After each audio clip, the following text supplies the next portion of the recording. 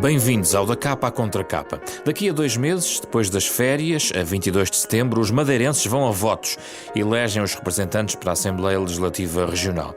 Que Madeira é esta, a de 2019? O que nos mostram os números sobre a Madeira? Esta semana pegamos no retrato da Pordata sobre o arquipélago da Madeira para olhar para alguns dos desafios daquela região autónoma. Nossos convidados hoje para 2 conversas sobre este tema.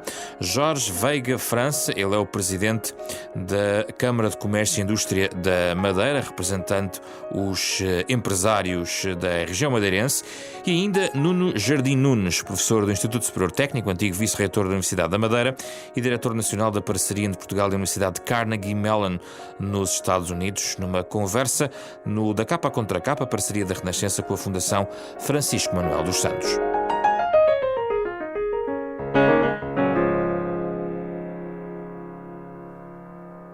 Connosco neste Da Capa à Contra Capa, Jorge Veiga França, é o presidente da ACIF, Câmara de Comércio e Indústria da Madeira, para olhar para este retrato da Madeira, edição da Pordata da Fundação Francisco Manuel dos Santos, juntando-se por ligação Skype a partir da Madeira.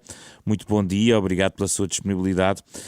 Jorge Veiga França, este retrato da Madeira e os dados que contém, que foram apresentados em novembro de 2018, trazem alguma surpresa em particular para si? Algum indicador que o tenha surpreendido? Bem, eu devo dizer que não, pelo facto de nós estarmos a falar de dados que datam do ano passado e dados que foram publicados em novembro de 2018. A primeira coisa que eu teria que dizer, e é uma observação que eu penso que é positiva para a economia regional, é que muitos desses dados estão perfeitamente desatualizados. Eu posso, por exemplo, dizer-lhe que enquanto a inflação em novembro ainda estava acima dos 2%, desde o início deste ano, que aliás desde essa altura também, de acordo com os dados que o DREM, que é a Direção Regional de Estatísticas da Madeira, que tem assento na vice-presidência do Governo Regional, apontam como dados oficiais para a inflação, por exemplo, abaixo dos 2% e em junho estava no 1,5%. Por outro lado também, ainda nesses dados que me diz, a taxa de desemprego na região era a mais alta do país e neste momento devo dizer-lhe que é a 4ª mais alta, ou seja, tem apenas 0,2 pontos percentuais a mais do que a média do país, que é de 6,8%. Portanto, estamos a falar de uma inflação nesta região de 7% e que, enfim, regiões como a Algarve têm 9,4%, os Açores 8,4%, a área metropolitana de Lisboa 7,8% e nós aqui estamos com 7%, o que me parece ser um dado bastante positivo a apresentar. Por outro lado, também penso que a nível da dívida regional, que era um dos grandes problemas que nós temos, continua a ser, porque de facto uma dívida é uma dívida e ela é elevadíssima, de acordo também com os dados que eu tenho disponíveis a 31 de dezembro de 2018, a dívida global da região era de 5,18 mil milhões de euros, e ela continua a baixar, portanto a tendência de baixa, portanto, vai no sentido descendente, o que significa, como quer parecer, que o processo de ajustamento é contínuo e consistente, não é? Reflexo eventualmente numa sustentabilidade das finanças públicas da região. Não quero fazer a apologia daquilo que diz o Governo, mas parece-me que os dados são efetivamente estes que vêm anunciados, me parece bastante positivo. A dívida indireta vem consistentemente a reduzir nos últimos 6 anos, a dívida direta não é bem assim, mas também é o resultado de equilíbrios e enfim, de termos tido uma integração na administração pública regional de várias empresas, não é? As empresas públicas reclassificadas e que, portanto, enfim, numas adaptações têm vindo a ser feitas, a dívida direta, enfim, não apresenta exatamente a mesma, enfim, tendência que é indireta, mas no global tem vindo tudo a baixar. Nestes 8 meses, muita água passou debaixo das pontes e no bom sentido para esta região. Jorge Veiga França, gostava de ouvir sobre alguns destes números, não desses, mas de outros. Um deles diz respeito por exemplo, ao desemprego de longa duração, que na Madeira a percentagem dos desempregados que são de longa duração é de 60%, é um pouquinho acima da média nacional. Exato. Isso, constatando que essa é uma realidade e que naturalmente há interesse em mudá-la, como é que isso pode ser alterado? Existe algum tipo de estratégia que possa ser alterada na Madeira nesta perspectiva? Eu penso que a gente teria que olhar também à idade desse universo, dessa amostragem dos desempregados de longa duração. Eu devo dizer-lhe que isso acontece em muitas situações e muitos estarão no meu grupo etário dos 62, 63 anos.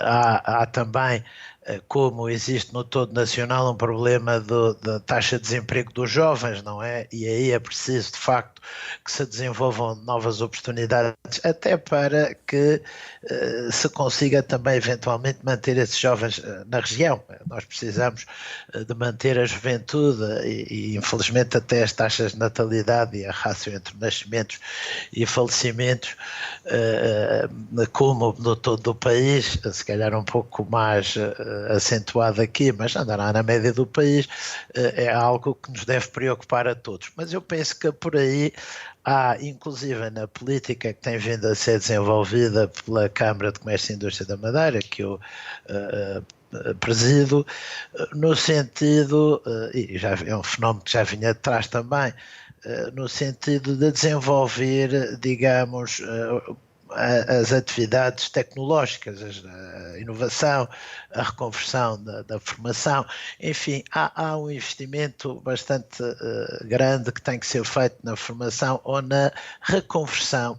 Outra questão tem a ver exatamente com a questão dos jovens, porque num ciclo normal e tendo em conta o envelhecimento, que é uma dinâmica que é comum a todo o território português, continente e ilhas, ou seja, o que se está a passar na Madeira não é diferente do que se passa no resto do país, com talvez com uma exceção de que o número médio de filhos por mulher é menor na Madeira face ao todo nacional, mas ainda assim são médias muito, muito baixas.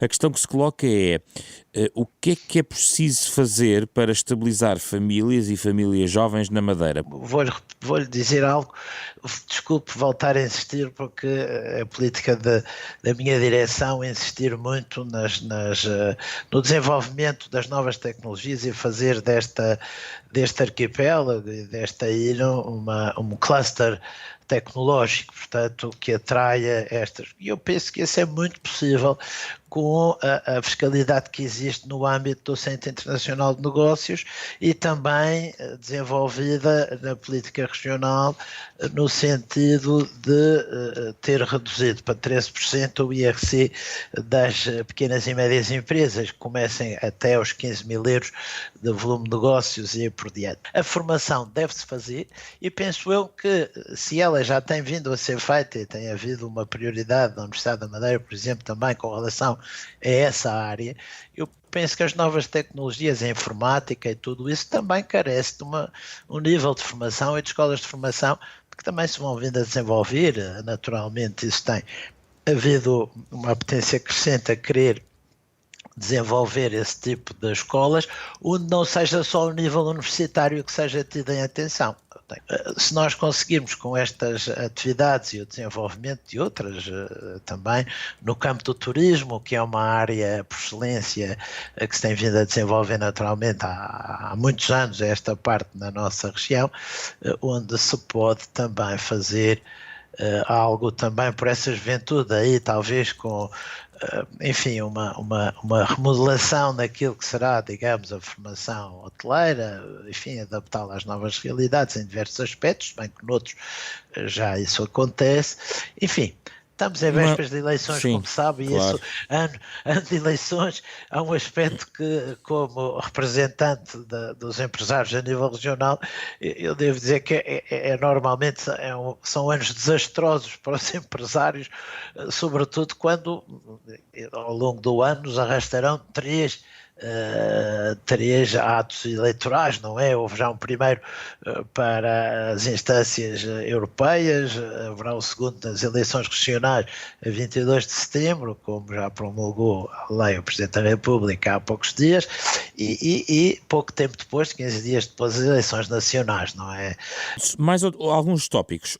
No caso do turismo, os números mostram o explodir, basicamente, da oferta.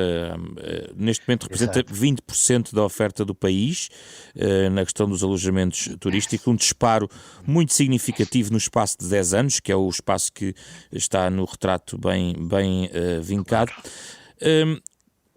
Embora os empresários queiram sempre ter mais e mais investimento e a dinamização é benéfica para todos, pergunto-lhe se reconhece ou não que, no caso da oferta, entre o balanço de oferta e procura na parte turística na Madeira, se chegou a um ponto ou de equilíbrio, de algum excesso, ou ainda há muito para fazer. Qual é o ponto que encontra neste momento a Madeira do ponto de vista turístico? Se olhar, portanto, para a questão da capacidade aeroportuária, nós ainda estaremos aquém. Mas, paralelamente, nós não podemos esquecer que o turismo em Portugal nos últimos anos tem se desenvolvido bastante bem, explodiu, como disse há pouco. No caso da Madeira isso é evidente, eu queria centrar na Madeira. Resto, a Madeira tem vindo a beneficiar nestes últimos anos desse crescimento e desse boom, porque alguns fatores exógenos levaram a que alguns mercados emissores se virassem para cá como alternativa, por exemplo, ao Norte da África, ao Egito, à Turquia, enfim. A questão do Brexit vem a colocar uma outra problemática e um risco muito grande a ele associado. É, de facto, o principal mercado emissor de turistas, quer para cá, quer para o todo nacional. E para cá, às vezes, há umas alturas em que o mercado alemão parece querer tomar a posição de liderança, mas depois, enfim, andam a par e passo, embora o mercado inglês seja principal. Há que criar as condições e esperar que a questão do Brexit não afete muito a decisão de férias no exterior.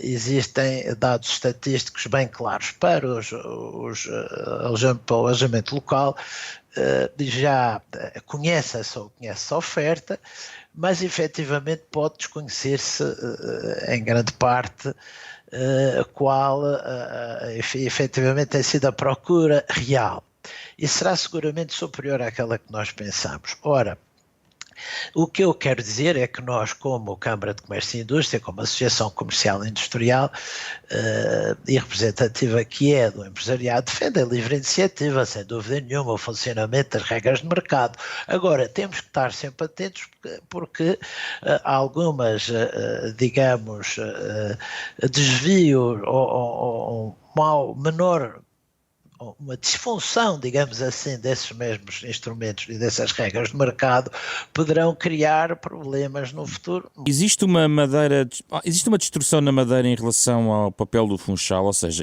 é Funchal e o resto não existe, porque quando olhamos para os dados, até do ponto de vista do poder de compra, confunde-se muitas vezes aquilo que é o Funchal com o que é a Madeira, porque distorce muitas estatísticas, inclusivamente é uma região rica, não é? Mas não é a mesma região da Ponta do Sol, de Câmara de Lobos e outros.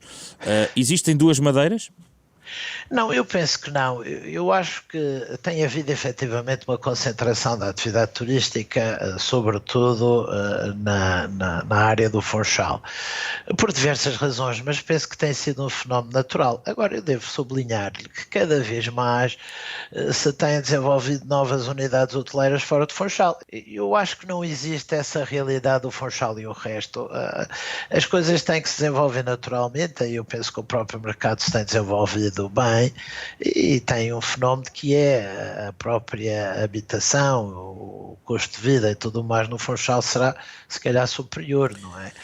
Jorge Veiga França, por fim, para quem não conhece a Madeira e esteja a ouvir este programa, esteja interessado em conhecer a Madeira, existe algum lugar na sua ilha, no seu arquipélago, que seja menos conhecido e que diria que não poderia faltar num roteiro de alguém que queira conhecer a Madeira? Quer deixar-nos uma sugestão? Olha, eu vou-lhe deixar uma porque eu penso que é cada vez mais será um ex-libris da Madeira. Os passeios no interior da ilha, das levadas, enfim, todos os passeios que sejam recomendados. E cada vez mais, penso eu, que terão que ser considerados um ex-libris do nosso turismo. Vir à Madeira e não fazer esses passeios recomendados é uma pena. Jorge Veiga França, obrigado pela sua disponibilidade para esta conversa sobre a sua Madeira. Connosco o professor Nuno Nunes, a partir dos Estados Unidos. Obrigado pela sua disponibilidade para olhar para a Madeira, para a sua Madeira, com base nestes dados da Pordata, um projeto da Fundação Francisco Manuel dos Santos. Sei que olhou para os números de novo, Nuno Nunes. Algum número chamou a atenção face à Madeira que conhece, tendo em conta o quadro estatístico de uma realidade que tão bem conhece? Não, eu sinceramente não houve nada assim que me tenha surpreendido. É claro que os números quantitativos são interessantes porque mostram, quer dizer, colocam números numa realidade mais empírica que eu tinha, mas não houve nada assim que me tivesse chamado a atenção ou que me tivesse surpreendido. Eu, como disse, acompanho muito de perto a realidade da Madeira, aliás, continuo a ir lá quase todas as semanas, e portanto não houve assim nada que me tivesse surpreendido. Agora, existem uma série de indicadores que mereciam alguma reflexão, em particular pelos responsáveis políticos. Quais são aqueles indicadores que lhe chamam mais a atenção e que, na sua opinião, deveriam merecer uma reflexão adicional? Olha, o primeiro é claramente a demografia. É uma questão que nos devia preocupar a todos como país, porque existirá uma redução significativa na demografia em Portugal, um forte envelhecimento da população também, e a Madeira em particular é, digamos, das regiões do país aquela que irá ter uma maior quebra demográfica e um maior envelhecimento da população em termos relativos. E isso é para uma região que já tem uma dimensão relativamente pequena, embora seja, digamos, a terceira área metropolitana do país, ali em disputa com Braga, com a zona de Braga. O que poderiam ser hipóteses que poderiam, no fundo, se calhar, evitar a saída, se calhar, de jovens madeirenses, não sei, até por razões do ponto de vista de estudos superiores, são obrigados ou não, até que ponto isso é também um fator que pode jogar aqui? Pois, o fator principal tem a ver mesmo com a redução do índice de fertilidade e, portanto, com o número de nascimentos, e não há um salto positivo, nem a imigração é capaz de compensar isso, apesar de, nos últimos tempos, fruto da situação de instabilidade na Venezuela, terem vindo algumas pessoas, ter havido alguma imigração para a Madeira, o que me parece ser altamente positivo, e eu tenho sobre isso uma opinião muito forte. Acho que nós, na Europa, temos que ser muito mais abertos e temos que saber integrar as pessoas. Portanto, o problema não é as pessoas virem para a Europa, porque nós precisamos dessas pessoas para mantermos a nossa economia, mas essencialmente a questão é saber como integrar essas pessoas, para que isso não resulte em problemas sociais e políticos complicados. E vai em frente de onde? Vai atingir, por exemplo, a área do ensino superior de uma forma que me parece ser dramática, e a única solução que eu vejo, porque nós não conseguimos inventar crianças com 15 anos de repente, não é? Portanto, elas demoram normalmente 15 anos a chegar a essa idade. Não conseguimos arranjar formas de atratividade para áreas não só de ensino, de investigação, mas também para a economia, ou seja, criar fontes e polos de atratividade para que os alunos e as pessoas mais jovens possam regressar à Madeira ou encontrar na Madeira projetos de vida que sejam atrativos, independentemente das polémicas que possam existir. É um exemplo de que é possível criar áreas de atividade económica competitivas e atrair pessoas. O Centro Internacional de Negócios é conhecido que gera uma série de empregos qualificados, não só de pessoas que se deslocam para a Madeira, mas também de pessoas que estando na Madeira encontram empregos mais qualificados e mais interessantes nesse tipo de atividades. E, portanto, temos que fazer, se calhar, projetos dessa dimensão. Mais uma vez, puxando a brasa à minha sardinha, era isso que eu estava a tentar fazer, ou que tentei fazer, e ainda continuo a tentar ajudar na Madeira, através da criação, por exemplo, de polos de investigação de excelência que possam atrair pessoas jovens para fazerem investigação. A questão que nós temos agora de mudar as vagas, portanto, uma tentativa política de tentar direcionar os jovens para outras regiões do país, fruto deste problema demográfico, não resulta em si, porque é que um jovem de Lisboa irá para a Madeira fazer um curso exatamente igual àquele que encontra em Lisboa? Ou porque é que irá para a Madeira fazer um pós-doutoramento ou inserir-se num centro de investigação que faz exatamente aquilo que já existe no Porto, em Coimbra ou em Aveiro? Portanto, não penso que seja por aí. Estas regiões têm que encontrar, e existem alguns exemplos em Portugal até e na Europa, têm que encontrar fatores de atratividade, diferenciadores, por exemplo, projetos ligados aos oceanos, a alterações climáticas.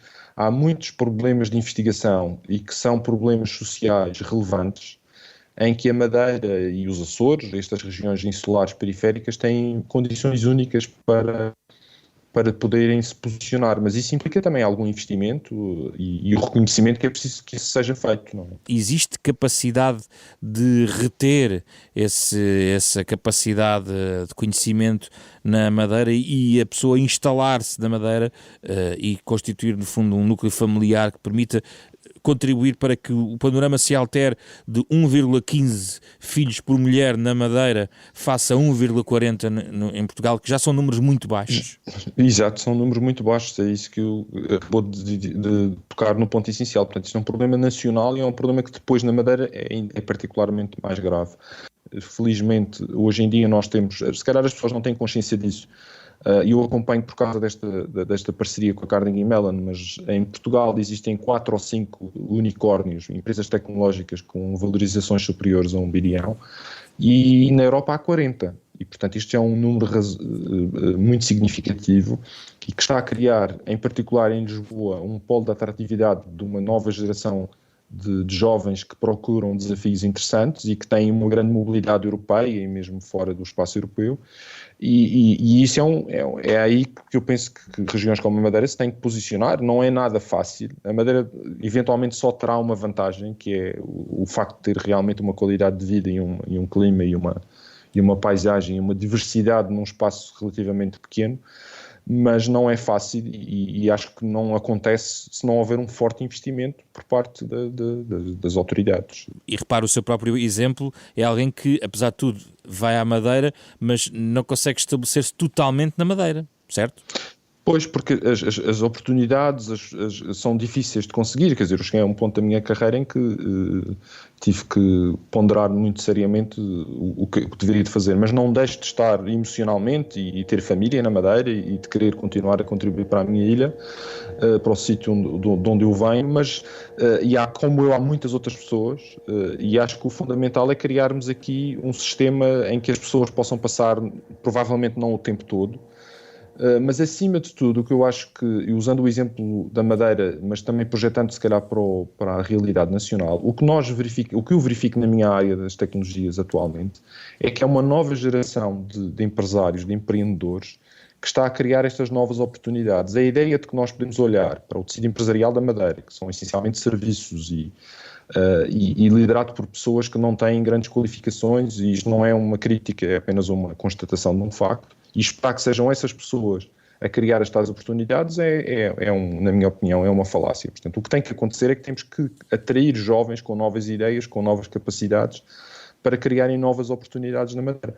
E na área das tecnologias eu conheço muitas pessoas que, tal como eu, por exemplo, têm empresas em Londres e passam grande parte do seu tempo e têm a sua família na Madeira. Eu acho que é um bom exemplo do que se pode fazer. Por exemplo, a questão da mobilidade e reduzir os custos de transporte parece-me que ser uma questão de desenvolvimento regional e de coesão nacional absolutamente fundamental. Infelizmente, muitos destes fatores são discutidos numa lógica política que não interessa a ninguém. O problema da qualificação das pessoas é um problema que, na minha opinião, está na base depois desses fenómenos do desemprego de longa duração. Portanto, as pessoas com maiores qualificações têm normalmente muito mais capacidade para se adaptarem e para conseguirem inverter uma situação de desemprego. E a Madeira, não nos podemos esquecer que, na altura, nos anos 70, a Madeira era a região mais pobre do país. E depois passou, muito também pelo efeito do Centro Internacional de Negócios, a ser a segunda região mais rica do país, o que me parece também ser uma certa anomalia estatística, mas esse atraso estrutural em termos de qualificação das pessoas, das dificuldades inerentes à criação, por exemplo, de uma universidade que acontece muito tarde, e mesmo ao desenvolvimento dos próprios sistemas regionais de educação e de saúde, são problemas que demoram tempo e não acontecem em décadas. Demoram décadas e se calhar não passaram ainda décadas suficientes para que esse fenómeno tenha sido resolvido. Para quem vive na ilha, não é? A dimensão da ilha é... Eu tenho um amigo que aliás é artista e que vive nos Estados Unidos, né, em Los Angeles, o Rico, que é aliás um artista português de grande projeção internacional, e que diz que as montanhas da Madeira existem para criar distância entre as pessoas e, portanto, para dar uma dimensão muito maior do que a geografia. A Madeira é relativamente pequena e não vejo que seja um problema em que haja uma grande concentração de pessoas, essencialmente no Funchal, e da atividade económica e social e cultural. Se calhar isto não é uma coisa particularmente popular para dizer na Madeira, mas eu acho que isso pode ser uma vantagem e é claramente uma vantagem. O problema é que, se calhar, o desenvolvimento da Madeira aconteceu muitas vezes pelas necessidade de criar um centro de saúde, uma escola, uma piscina em todos os concelhos ou em todas as freguesias, e isso depois acabou por ser incomportável com a pressão demográfica que aconteceu. A Madeira está num ponto de equilíbrio ou está desequilibrada? Vê algum risco? Como é que vê o turismo na Madeira? Eu diria que já estamos a atingir algum ponto de saturação e acho que isso era também um ponto de grande reflexão para quem projeta o futuro da Madeira e a dependência que será, na minha opinião, sempre muito grande do turismo. Idealmente deveria de ser não só do turismo, mas eu penso que essa área será uma das áreas incontornáveis. Existem já zonas de pressão significativa na Madeira, mesmo em termos urbanísticos, acho que é um fator que deve ser considerado, não é? Se calhar a Madeira não precisa de mais hotéis, se calhar o que precisa é ter hotéis com mais qualidade e precisa de preservar, de certa forma, aquilo que tem, criar mais um hotel ou colocar mais uma casa em Airbnb. E estas novas plataformas são arrasadoras nesse aspecto. É sempre visto como uma oportunidade para uma pessoa que quer fazer um pequeno investimento ou quer fazer um investimento de alguma dimensão, mas depois os efeitos a longo prazo podem ser muito complicados, e acho que isto é uma preocupação que temos que ter em consideração. Nunes, para terminar, existe algum ponto na Madeira desconhecido que queira partilhar connosco de uma forma um pouco, apesar de tudo, discreta? Tem alguma sugestão a fazer? Tenho várias sugestões. Eu sou um grande entusiasta da minha ilha. Acho que a Madeira tem, como eu dizia, um aspecto único. Tem serra e mar a 15, 20 minutos de carro de um lado e do outro. E eu diria que alguns dos passeios de levadas são sítios absolutamente únicos, e a Madeira deve ser vista a passear a pé nas levadas e não de carro. Eu escolheria sem dúvida Fajã dos Padres, que eu acho que é um sítio único no mundo, que tem um teleférico com uma queda de 380 metros e depois uma praia magnífica. As sugestões de Nuno Nunes e também de Jorge Veiga França no final deste Da Capa à Contra Capa, hoje dedicado à Madeira, a propósito do retrato da Pordata publicado sobre os indicadores estatísticos da região autónoma madeirense, que vai a votos a 22 de setembro. Este programa da Renascença tem genérico original de Mário Laginha, com André Peralta, Rui Glória, Ana Marta Domingos e José Pedro Frazão. As emissões regulares deste programa seguem durante o verão, com alguns dos melhores programas das últimas edições do Da Capa à Contra Capa.